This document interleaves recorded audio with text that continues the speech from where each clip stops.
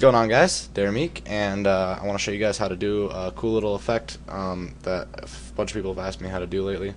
Um, I'll show you what it's where the scope, like the black part, comes in, and then the scope, like actual scope, like flips in, and it like meet, and then the shot is fired. So yeah, it's gonna look something like this.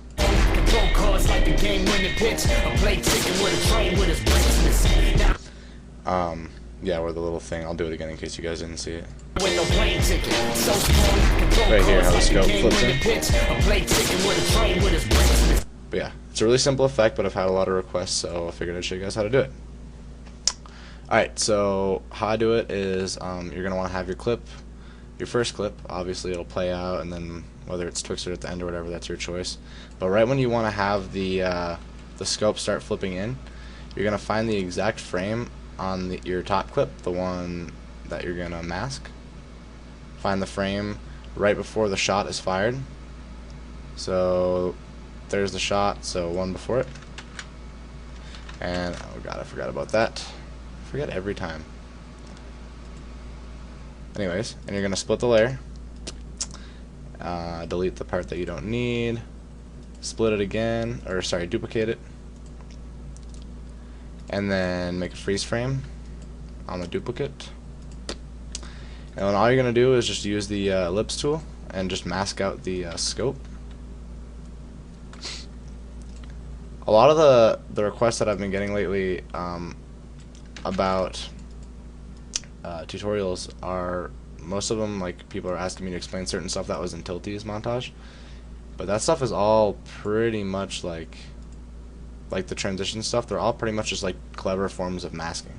So I'll show you guys how. Yeah, I'll show you guys how to do this. And then masking is all you do to like have like the two sides come in, like the diagonal ones kind of come in and like slam against each other, or like the end of the scope, or yeah, the end of the scope like kind of expands and like the next clip is inside. That's all just masking.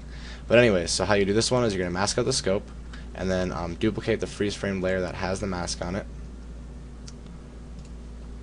and then change the mask on this one. Hit M to pull up masks, hit this one to subtract.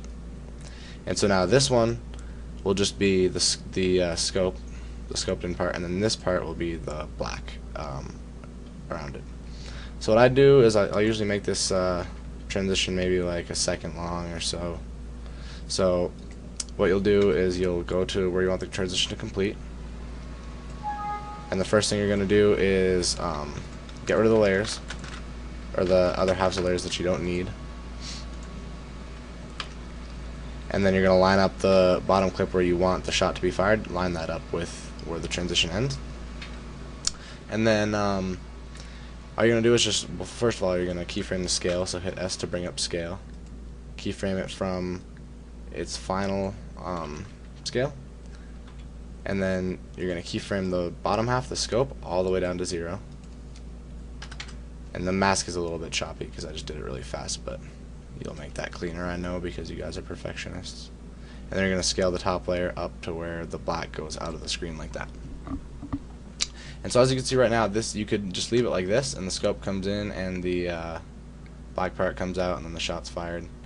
And that looks fine, but I think it looks a little bit cooler whenever you have it flip in or like spin in or something like that. So all that you're going to do for that is you're going to make the layer 3D, the scope layer, of course, and then hit the rotation, R for rotation.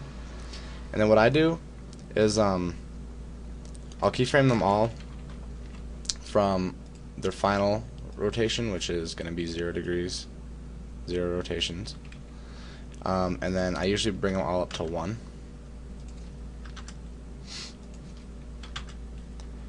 And so if you just leave it like that, it doesn't do anything because everything's rotating at the same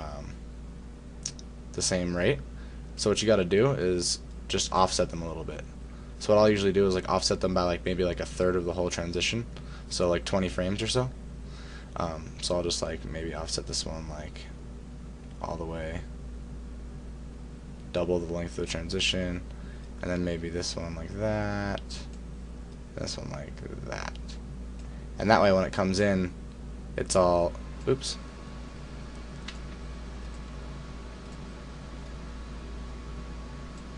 What did I do wrong? Oh yeah, oops. I'm an idiot. You're gonna want to keyframe like the whole rotations, not just the degrees. I'm smart. So yeah, where it says like 0x, make those one, not made the wrong ones.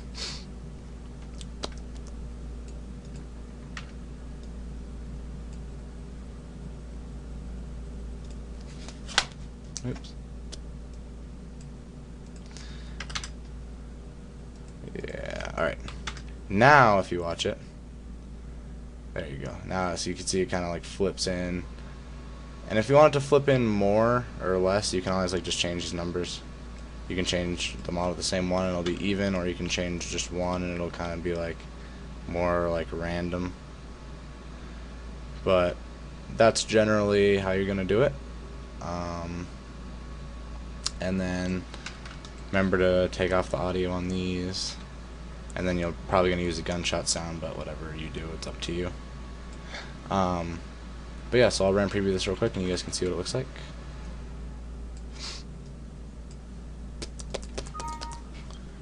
Of course it does.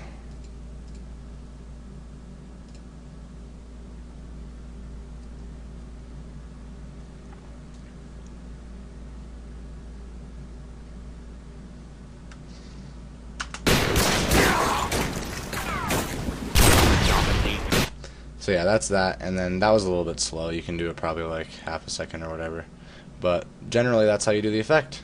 And yeah, it's a pretty cool effect. And if there's anything else you guys want me to teach you, let me know. I would like to do some more advanced stuff eventually. I mean, this is all really simple stuff, but the stuff that I get most requests for are beginner stuff, because usually the more advanced editors already know how to do a lot of the stuff.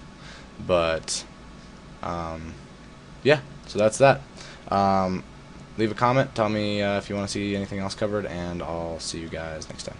Peace.